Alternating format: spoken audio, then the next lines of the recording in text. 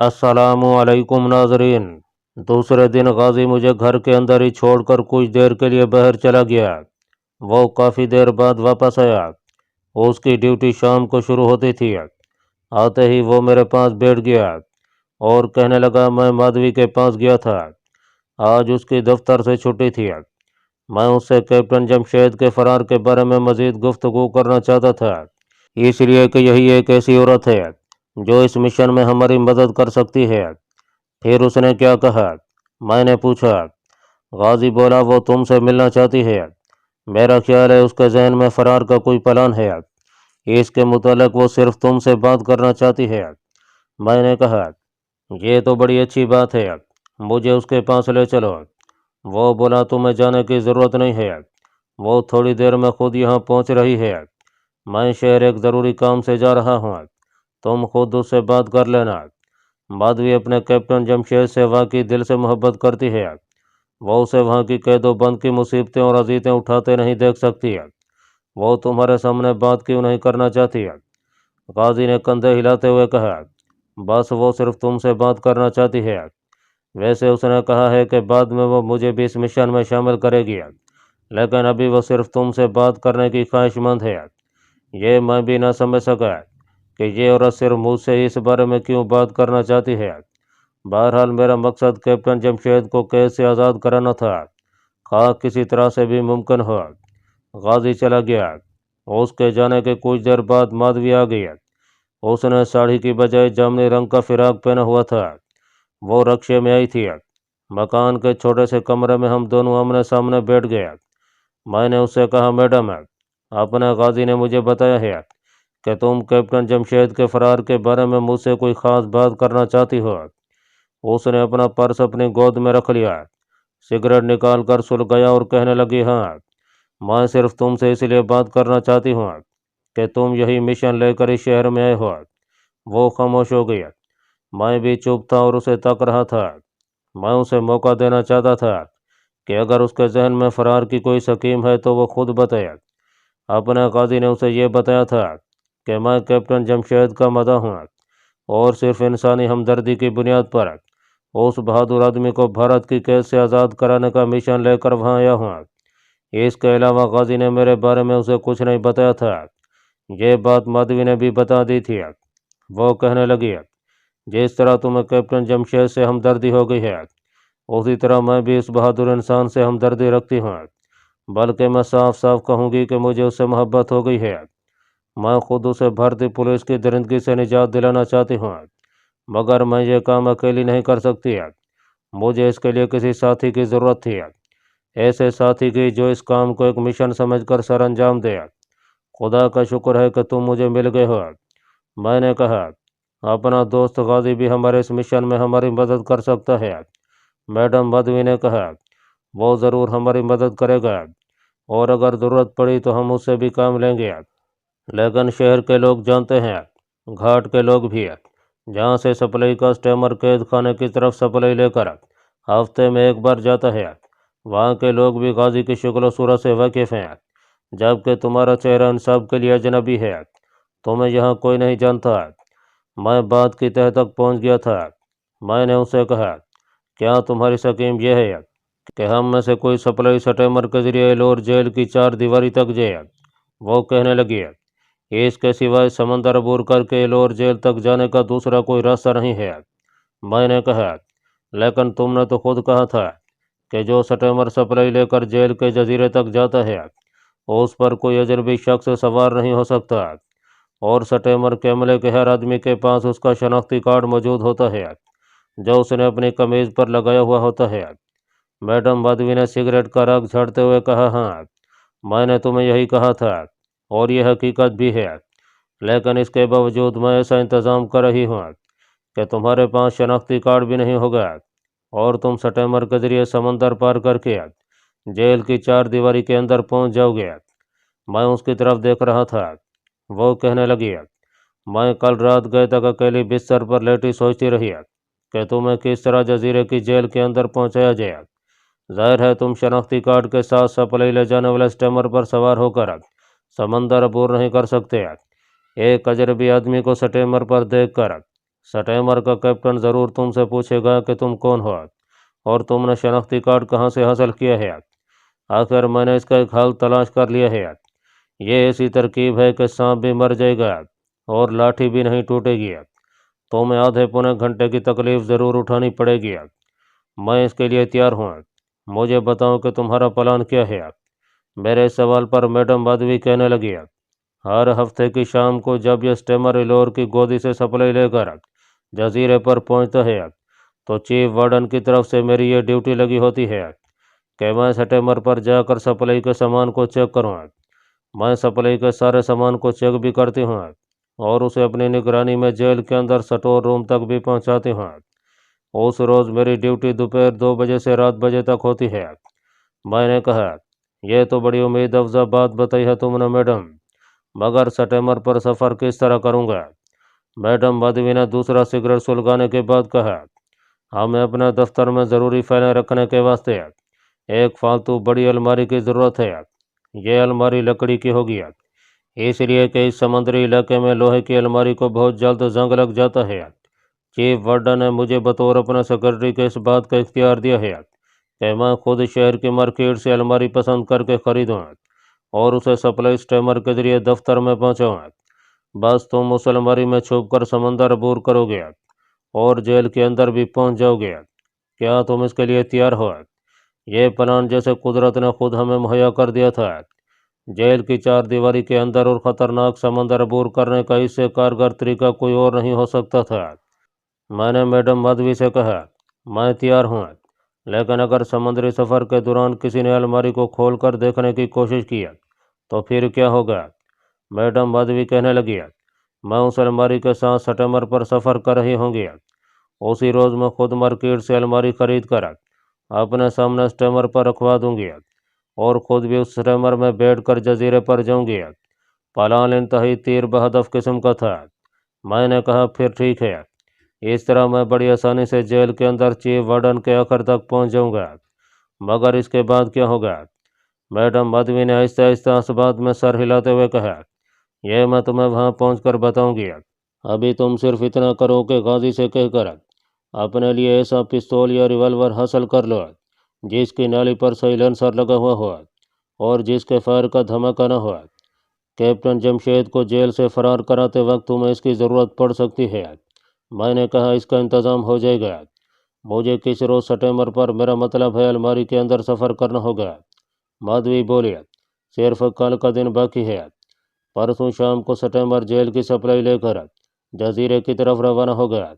मैं परसों 2 बजे के बाद मार्केट से अलमारी खरीद कर उसे साथ लेकर स्टेमर पर सवार होंगी। इलोर की गोदी के करीब ही मेरी एक सहेली की कोठी है।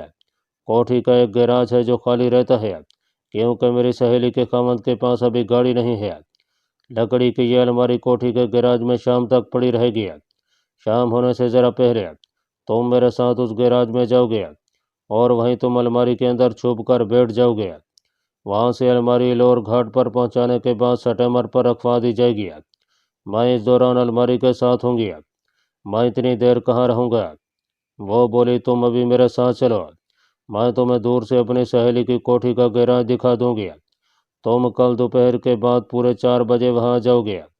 मैं तुम्हें गैराज के बाहर मिलूंगी, मगर मेरे इशारे के बगैर कोठी में हरगिज़ दाखिल न होना। तुम समझ गए हो ना। मैंने कहा, बिल्कुल समझ गया हूँ। तो फिर मेरे साथ हो। हम दोनों गाजी के मकान से निकलकर बाजार में आ गया। वहाँ से हमने एक रक्षा लिया। उसी सड़क पर आगे जाकर तीसरे चौक में से दाएं तरफ एक छोटी सी सड़क मुड़ती थी। उस सड़क पर दरख्तों के दरमियान एक पुरानी सी शिकस्ता कोठी बनी हुई थी। माधवी और मैं रक्षे से उतरकर कुछ फासले पर जाकर खड़े हो गए थे। माधवी ने दूर से मुझे कोठी का गैराज दिखाया और बोली, कल ठीक 4 बजे जब तुम यहाँ आओगे तो मैं पहले से गैराज के पास खड़ी होंगी। रक्षे में आना और रक्षा चौक में ही छोड़ देना। आओ अब वापस चलते हैं। हम उस रक्षे में बैठकर गाजी के मकान पर आ गए। वो अभी तक नहीं आया था। मैं और माधवी अपने प्लान की तफसीलात पर गौर करते रहे। वो कहने लगी, तुम ज़्यादा देर तक अलमारी में नहीं रहोगे। इसके बावजूद मैं लकड़ी की ऐसी अलमारी खरीदूंगी जिसके ऊपर की जानिब 2 छोटे छोटे जालीदार रोशनदान बने होते हैं। यहाँ इस किस्म की अलमारियाँ अक्सर तैयार होती हैं ताकि अलमारी में ताज़ा हवा आती रहे, क्योंकि यहाँ लोग इस किस्म की अलमारियों में कपड़ों के अलावा खाने पीने की चीज़ें भी रखते हैं। इतने में गाजी भी आ गया। मैडम माधवी ने उसे सारा प्लान बता दिया। गाजी को प्लान पसंद आया। कहने लगा, मगर सवाल यह है कि अगर हमारा दोस्त तुम्हारी मदद से कैप्टन जमशेद को काल कोठरी से निकालने में कामयाब हो गया तो वो उसे उस जहन्नमी जजीरे से कैसे बाहर निकालेगा। माधवी ने मुस्कुराते हुए कहा, यह काम भी हो जाएगा, इसे तुम लोग मुझ पर छोड़ दो। फिर उस नडर औरत ने मेरी तरफ मुतवज्जे होकर कहा, अब मैं जाती हूँ। कल ठीक 4 बजे से पहले तुम मेरी सहेली की कोठी पर पहुँच जाना। मैं गैराज के बाहर तुम्हारा इंतज़ार करूँगी। जब माधवी चली गई तो मैंने अपने गाजी से कहा, यह औरत बड़ी दिलेर है, इसकी मदद से मैं कम अज़ कम जेल की 4 दीवारी के अंदर तो पहुँच जाऊँगा। आगे जो होगा देखा जाएगा। गाजी बोला, ये अपने कैप्टन जमशेद से दिलो जान से प्यार करती है। यह मोहब्बत ही है जो उससे बहादुरी के काम करवा रही है, लेकिन फिर भी तुम्हें बेहद मोहतात रहने की ज़रूरत होगी, क्योंकि ये औरत कितनी बहादुर क्यों न हो, बहरहाल ना तजर्बाकार है।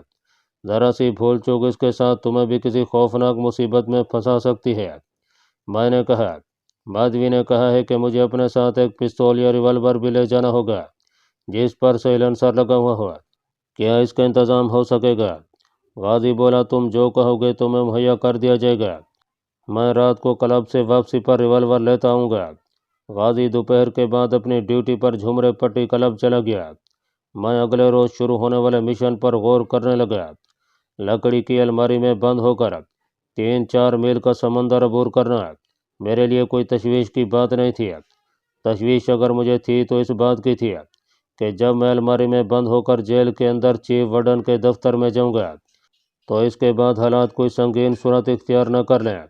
माधवी बहादुर औरत ज़रूर थी, मगर यहाँ बहादुरी के साथ साथ अक्लमंदी और सोच समझ की भी ज़रूरत थी।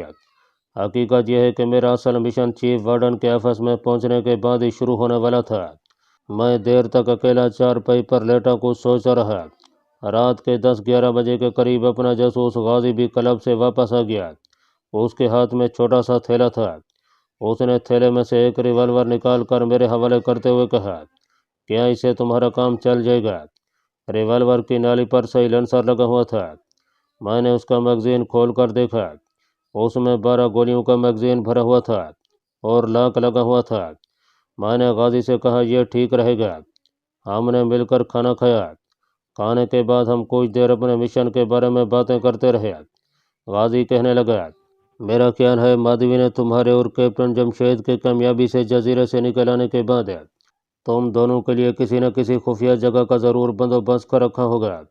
अगर ऐसी बात न हुई तो तुम कैप्टन जमशेद को लेकर सीधा मेरे मकान पर आ जाना। मकान की एक चाबी तुम्हारे पास ही होगी। मैं ना भी हुआ तो तुम कैप्टन को यहाँ छुपा देना और मेरी वापसी का इंतज़ार करना। मैं कल रात जल्दी वापस आ जाऊँगा। इसके बाद तुम दोनों को यहाँ से निकल जाने का भी इंतज़ाम हो जाएगा। मैंने कहा, ऐसा ही करूँगा।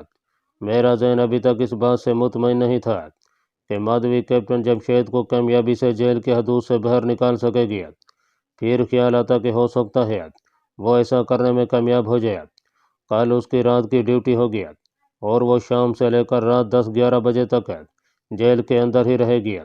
मुमकिन है उसने कोई इंतज़ाम कर रखा हो। माधवी ने इस बारे में ज़्यादा नहीं बताया था। मैंने अपने तौर पर सोच रखा था कि एक बार मैंने कैप्टन जमशेद को दुश्मन की कैद से निकाल लिया तो इसके बाद मैं किसी न किसी तरह उसे जजीरे से भी फरार करवा लूँगा, ख्वाह इसके लिए मुझे रिवॉल्वर की 12 गोलियों से जेल के 12 आदमी क्यों न हलाक करने पड़े। दूसरे दिन मैं देर तक सोया रहा। गाजी ने भी मुझे न जगाया। दोपहर का खाना हमने इकट्ठे खाया। उसको 4 बजे क्लब अपनी ड्यूटी पर जाना था और मुझे पूरे 4 बजे माधवी की सहेली के गैराज में पहुंचना था। मैं 3:30 बजे गाजी से इजाज़त लेकर चल पड़ा। सड़क पर एक रक्शे में सवार हो गया और एक चौक पहले उतर गया। वहां से पैदल फुटपाथ पर दरख्तों के नीचे चलने लगा। ठीक 4 बजे मैं माधवी की कोठी के गेट के पास पहुंच गया था। मैंने एक तरफ दरख्तों की ओट में से कोठी के गिराज की तरफ देखा। वहां मुझे माधवी नजर न आई। मैं वहीं दरख्तों की ओट में खड़ा रहा। थोड़ी ही देर गुजरी थी कि मुझे माधवी नजर आई। वो अपनी सहेली की कोठी के बरामदे में से गुजरती हुई गैराज की तरफ आ रही थी। मैं भी उसकी तरफ चल पड़ा। उसने मुझे देख लिया और अपने पीछे आने का इशारा किया। वो गैराज का दरवाज़ा खोल कर अंदर चली गई। मैं भी उसके पीछे गैराज में दाखिल हो गया। गैराज में धीमी रोशनी वाला बल्ब जल रहा था। उसकी रोशनी में मेरी नज़र दीवार के साथ गई। लकड़ी की एक अलमारी पड़ी थी। माधवी ने गैराज का दरवाज़ा बंद कर दिया। मैं अलमारी के सामने खड़ा उसका जायजा ले रहा था। माधवी मेरे करीब आई। उसने अलमारी का दरवाज़ा खोल दिया। यह अलमारी इस तरह की थी कि उसका आधा हिस्सा ऊपर से लेकर नीचे तक बिल्कुल खाली था। दूसरे आधे हिस्से में शेल्फ बने हुए थे। माधवी ने कहा, इसके अंदर खड़े होकर देखो। मैं अलमारी के अंदर खड़ा हो गया। मेरा सर अलमारी की छत से 6-7 इंच नीचे था। अलमारी में इतनी जगह थी कि मैं वहां बैठ भी सकता था। मैं बैठ गया, फिर उठ खड़ा हुआ। माधवी कहने लगी, तुम्हें तकलीफ तो ज़रूर होगी, लेकिन ये तकलीफ तुम्हें कैप्टन जमशेद की खातिर बर्दाश्त करनी पड़ेगी। मैंने ताज़ा हवा का ख़ास तौर पर इसमें इंतज़ाम किया हुआ है। ऊपर छत की तरफ देखो। मैंने अलमारी की छत की तरफ निगाह उठाई। छत की लकड़ी में 3 गोल गोल सुराख थे। वो बोली, ये सुराख सिर्फ ताज़ा हवा के लिए मैंने रखवाए हैं। चीफ वार्डन के ऑफिस में पहुंचने के बाद इन सुराखों पर कपड़ा डालकर इन्हें बंद कर दिया जाएगा। मैं अलमारी का दरवाज़ा बंद करती हूँ। उसने अलमारी के दोनों पट बंद कर दिए। अलमारी में एकदम अंधेरा हो गया। अलमारी की छत के सुराखों में बल्ब की धीमी रोशनी अंदर आने लगी। माधवी ने बहर से पूछा, अंदर दम घटने का एहसास तो नहीं हो रहा? मैंने कहा, इस किस्म का कोई एहसास नहीं हो रहा। ताज़ा हवा ऊपर वाले सुराखों से आ रही है। उसने दरवाज़ा खोल दिया। मैं अलमारी से बाहर निकल आया। मैंने उससे पूछा, अब क्या प्रोग्राम है? उसने कहा, ठीक 6 बजे शाम इस अलमारी को लेने एक ट्रक आएगा। तुम अलमारी में बंद होकर ट्रक पर पहुंच जाओगे। मैं अलमारी के साथ होंगी। यहाँ से ट्रक अलमारी लेकर गोदी पर जाएगा। यहाँ से सप्लाई लेकर जाने वाले स्टेमर पर रखवा दिया जाएगा। मैं जब भी अलमारी के पास ही रहूँगी। अगर तुम्हें किसी किस्म की कोई दिक्कत पेश है तो अलमारी के ताले वाले सुराख में से बाहर मुझे देखने के बाद 2 बार दरवाजे पर ठक ठक करना। मैं मौका पाकर दरवाज़ा थोड़ा सा खोल कर तुमसे बात कर लूँगी। वैसे तुम ऐसा ना ही करो तो बेहतर है। मैंने कहा, तुम फिक्र न करो, मैं ये सफ़र खामोशी से तय कर लूँगा। इसके बाद वो ये कहकर गैराज से निकल गया कि मैं कुछ देर बाद आऊँगी। मैं गैराज में अलमारी के पास अकेला रह गया। वहाँ कोने में एक स्टूल पड़ा था। मैं स्टूल पर बैठ गया और अलमारी की तरफ देखने लगा। भरा हुआ रिवॉल्वर मेरी पतलून की जेब में था। मैंने सिर्फ पतलून कमीज पहन रखी थी। काफ़ी देर बाद माधवी आ गई।